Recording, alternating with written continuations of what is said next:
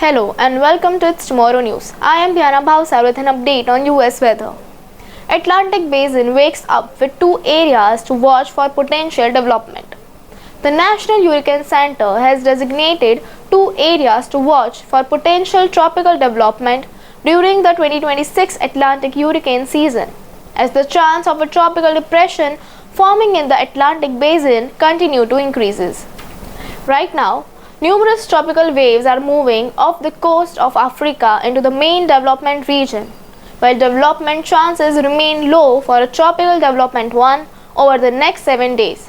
Tropical development 2 has a better chance of becoming the Atlantic's next tropical system. Here's what the forecast shows for both disturbance and the factors that could influence their development. Tropical disturbance 1 is located several hundred miles southwest of the Cabo Verde Island.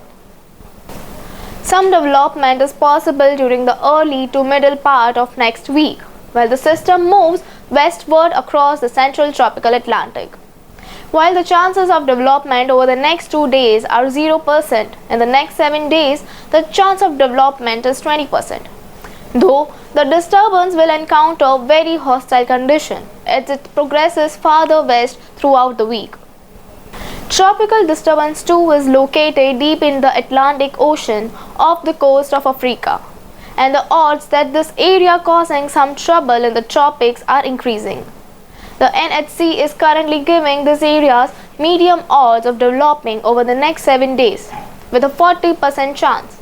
Gradual development of the system is possibly by the middle of later part of next week, as the disturbance move across Atlantic with a tropical depression permanently forming during the second half of the week. The tropical wave is expected to move off the west coast of Africa on Tuesday.